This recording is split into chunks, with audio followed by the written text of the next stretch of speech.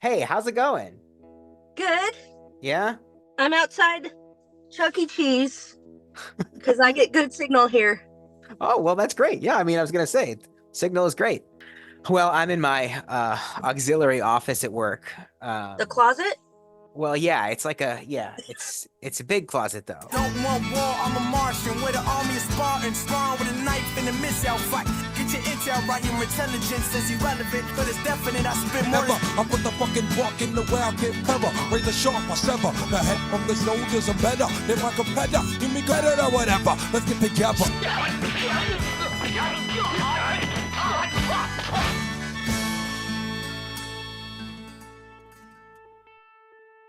Let's talk about a song that reminds you of your childhood. And of course, this is the immortal Paula Abdul. Straight up now, tell me, do you really wanna love me forever? Oh, oh, oh. Or am I caught in a hit and run? We had this basement in Roseville, Michigan. This house we lived in for a short period of time, but I very distinctly remember putting that cassette tape into boombox, and there was a pad, like a mat, like for gymnastics or something we had for some reason, and I would just dance to that song over and over again. Let me ask, was this a cassette single or was it the full album? It was a full album, but I mean, Was it I was it the first song on the album? it had to be for me to be that committed. Because I remember certain cassettes when I was a kid, like having an almost tactile memory of how far you had to rewind or fast forward to get to like Sugar Ray's Fly, because that particular song was nestled into like a particularly harsh nu metal album. Oh, really? Yeah, and I think there was those of us who listen to that song a lot. I think we probably don't know that I couldn't tell you the song comes before it, but I can tell you what like the last 30 seconds of that song sound like, because that's when I Yeah. knew I was near home base. It's like how most of my memories of Frasier as a kid were watching like the last 5 minutes before the Simpsons reruns came on. Yes, yes. And only once I was an adult did I understand what I'd been missing that whole time. Oh, I know. For Trump's trying to stop my flow, and what they don't know will show on the autopsy. Went to see Poppy to cop me a brick. Asked a consignment, he wasn't trying to hear it. Smoking mad Newports, cause I'm doing court for an assault that I caught in Bridgeport, New York. Catch me if you can, like the gingerbread man. You better have your cat in hand, cause man.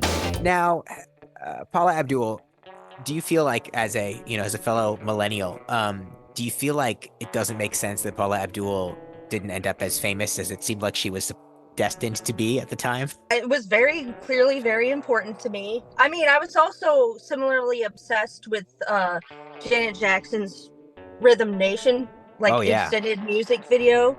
But for some reason, Paul Abdul was in the same vein as that for me, but then she just went away. Yeah, I feel like we didn't do justice to our pop heroes of that time. They were the last generation of pop stars that actually went away. Like, Yeah. like there was an end point for the careers of like Janet Jackson and Paula Abdul, but whereas and like someone like Gwen Stefani is kind of like a tweener. She's between the generations. Yeah. And now there's people like Lady Gaga and like Taylor Swift and people like that are never going to ever go away. Their No. their careers will last until they are in their 90s. Yeah, I can't make sense of that at all because it feels like we have access to so much, and yet it's just the same three people Yeah, yeah. forever. All right, well, let's talk about a song that reminds you of a loved one. And in this case, you have a song called Stack Shot Bill by the Black Keys. Talk to me about it. That is very much my brother. My brother super into the Black Keys. And I, for some reason, we were, don't tell my mom, but we were like partying at a like Motel 6 one time, and my brother putting that song on and me and him just getting really stoked about it and like dancing on the beds. The Black Keys in general remind me of my brother, but that song just, if I hear it, it's just, I think of him immediately. And Motel 6. Well, I try not to think about that, but It's interesting. The Black Keys are one of the oddest musical acts to consider as a career because there's a very clear like ADBC event, which is the album Brothers, yeah. and that's like when they completely changed their sound and instantly became like the guys who are gonna get hired for a car commercial. And 100%. I'm all for them getting that money. But it's weird because there's like no sign of that coming on the previous Black Keys album. Someone made a decision, a very, very, very clear-cut decision. It's like one of them fell through the ice of a lake one day, and when they came back out, they had a whole new outlook. Well, what was I guess is the drummer married to Patrick Carney. Yeah, there was some drama there.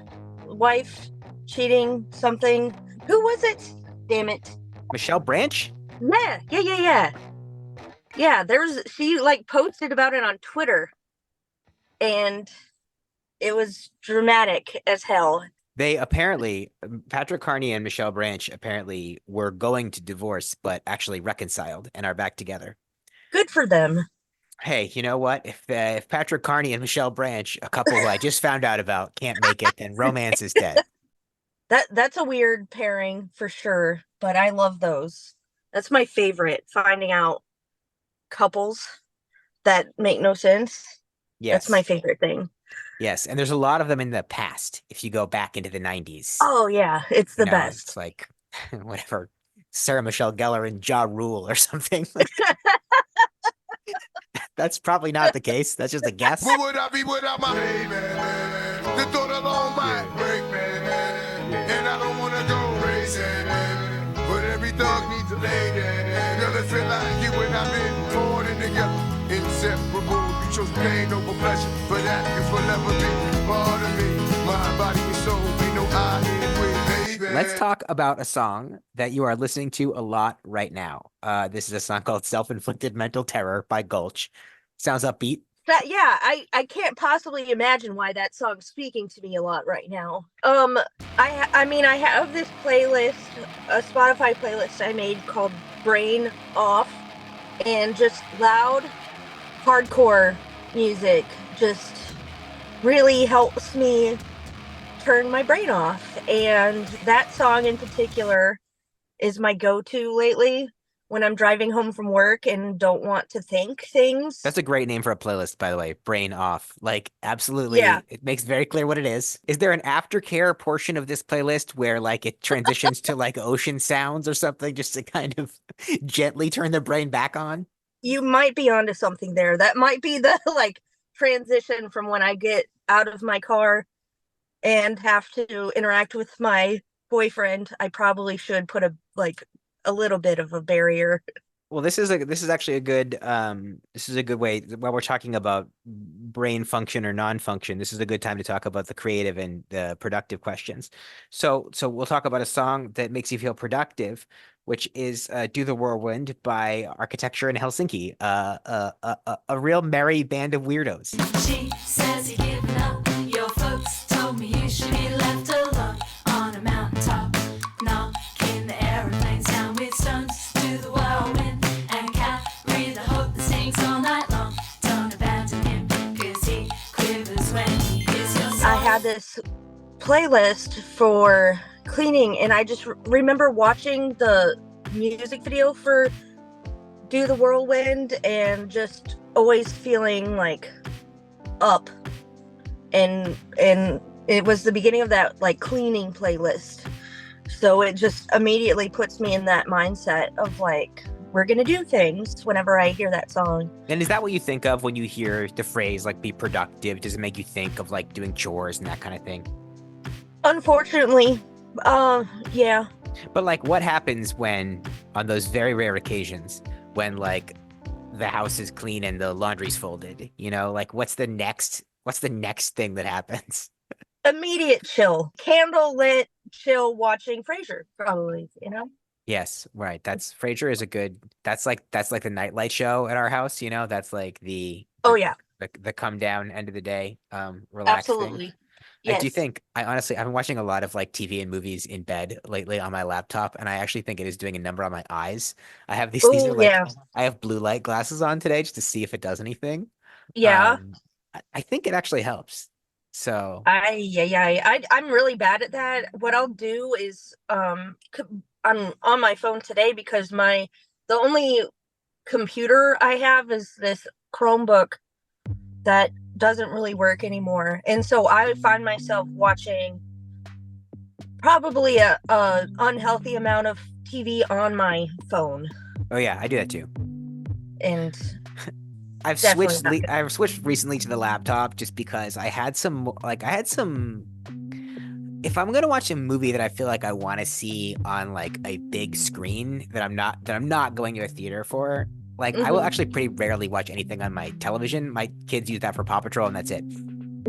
But I will like watch it on a laptop with headphones on in the dark, and it's like it's pretty good, you know? That sounds Like pretty chill. That's a theater experience. it's pretty close. And so that's what I do, but I think I'm doing it too much. I think I need to because certain things, if there's a movie that I want to watch or a TV show that's not primarily visually important, then I'll watch it on the phone.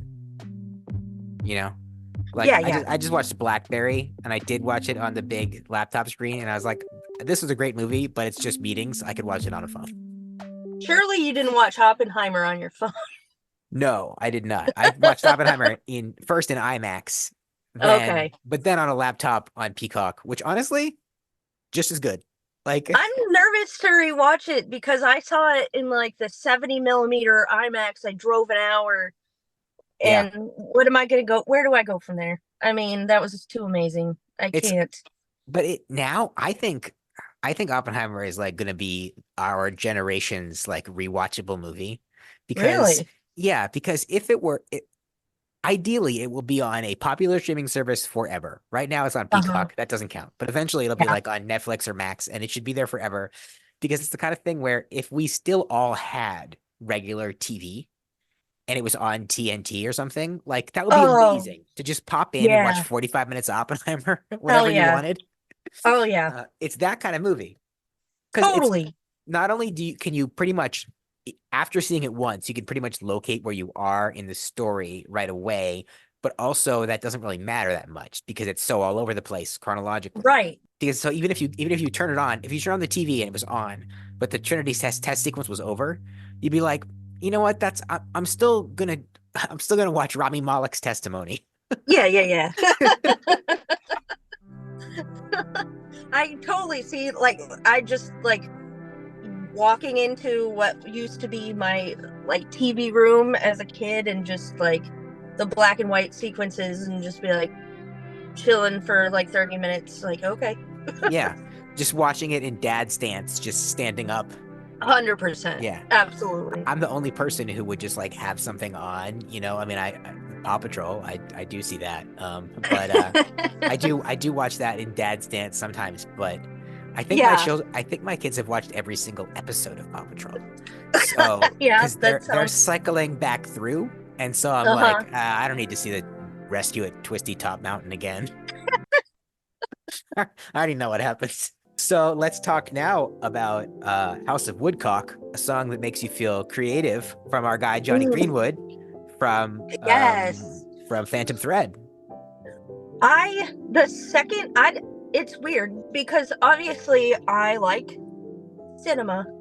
Um I was kind of late to see Phantom Thread, and Me I too. just, for some reason, I didn't see it in the theater. I remember watching it at home. It's hard for me to get my boyfriend to like sit still long enough to watch an entire movie, but we watched that one, immediately purchased the soundtrack on vinyl because I was in love. Mhm. And we'll play that, and where our record player is right now is in my boyfriend's office slash music room or whatever, but I hear that and I think of like when we're like painting or I'm journaling or writing or something, it just immediately puts me into that headspace of just feeling inspired, I guess. What do you think? What do you think about the fact that so many of the musical heroes of our youth have become, these high level composers? You got Johnny Greenwood from Radiohead, Trent Uh-huh. Reznor, and Uh-huh. now kind of the new guys on the scene, I think, are Daniel Rawson and Chris Bear from Grizzly Bear, who did the soundtrack to Past Lives. Yeah, I did not know that. Yeah, and this is I think their first foray into movie soundtracking, but they did a great job. No, I think that's cool as hell. The Trent Reznor thing is bonkers. When we were watching what was the Pixar one? Oh yeah, the Soul one, I think, right? Didn't he Soul. do Yeah, that? yeah, Yeah. yeah. And I was just like, "Excuse me?" Okay. He also did the Teenage Mutant Ninja Turtles movie. Oh, he did. Yeah.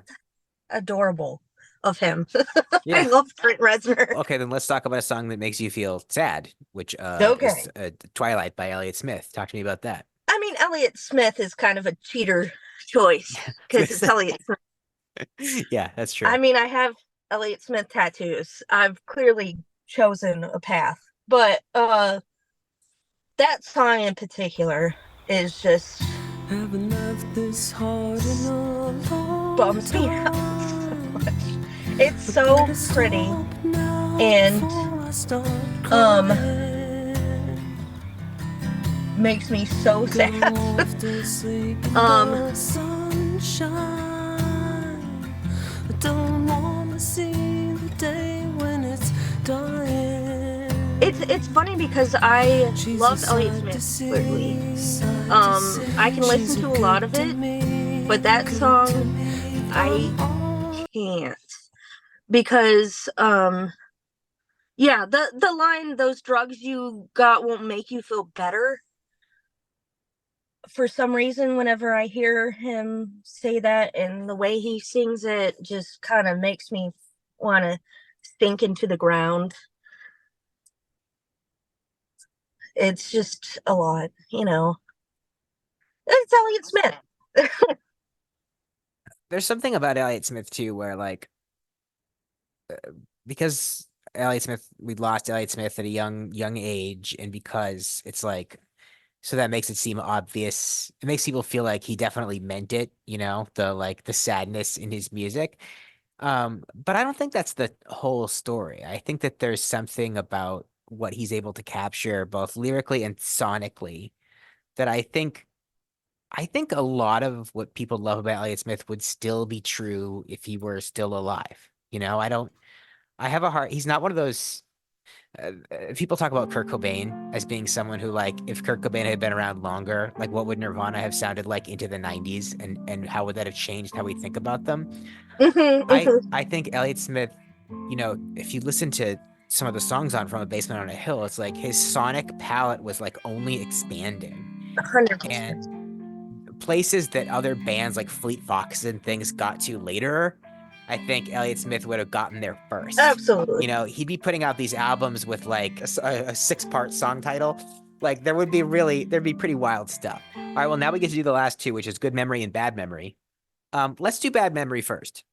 So, so you chose Fade Into You by Mazzy Star, which there's a whole host of bad memories that I can imagine people have associated with this song. It is such a good song that I'm so irritated is like Mm, ruined for me.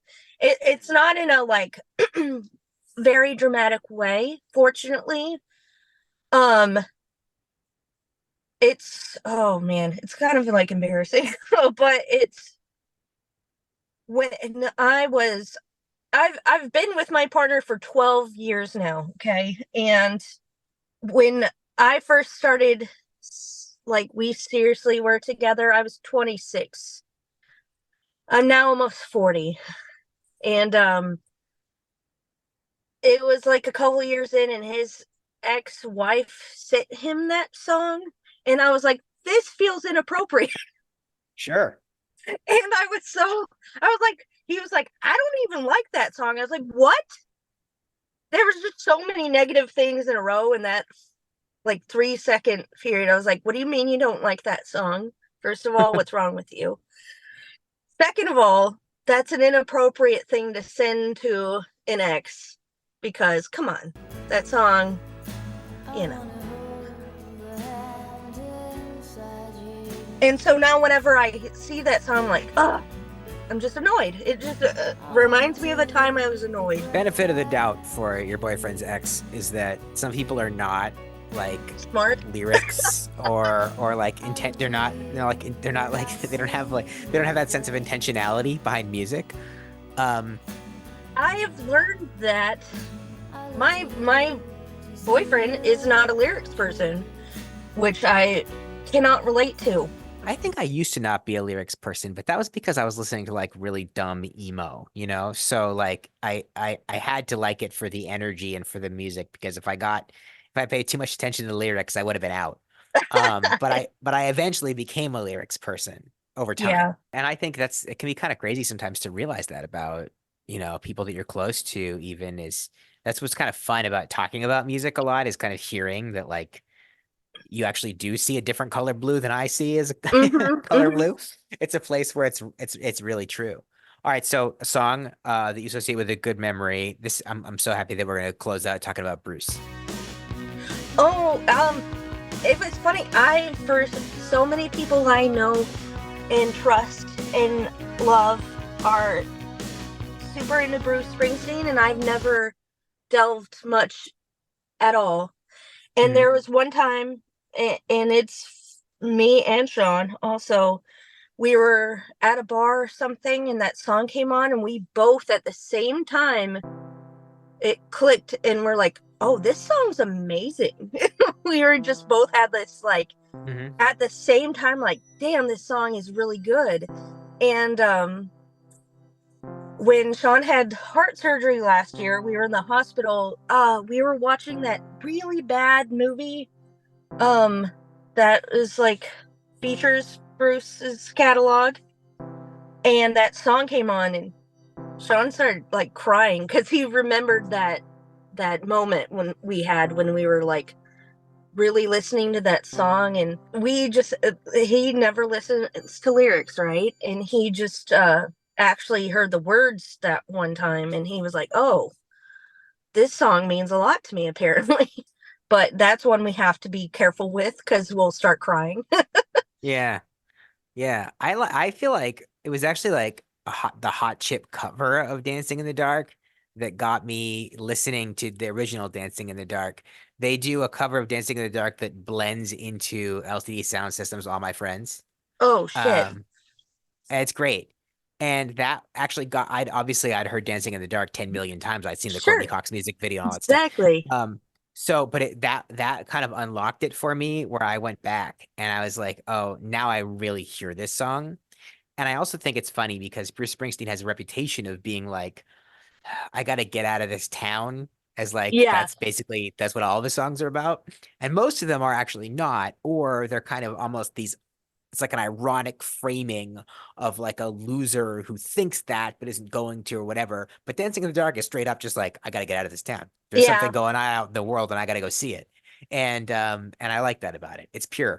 It's not my thing particularly, but for some reason, just it's not a particularly like eloquent line, but I ain't nothing but tired hits Sean like a baseball bat to the chest or something. Hmm. It's just like um something about it, man. I guess the boss. There's a I reason, get you know? it. There's a reason that he has resonated so strongly for so many years with so many different people. But yeah.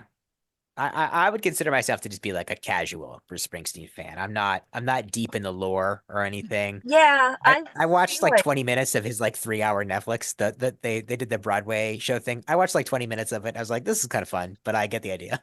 yeah. I've like I feel like that's one of those things that I need to do is like listen to it and get into Springsteen, but I just haven't. I always like say that I'm gonna pick like a classic album every year that I know of as like something people recognize as one of the greats and like force myself to get into it, but I never do it.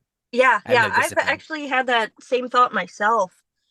Um, but even though that we had that moment with Bruce, I still haven't gone deeper than that. Well, I mean, that's a good moment to have. You Yeah. know, maybe you don't need more Bruce than that for now.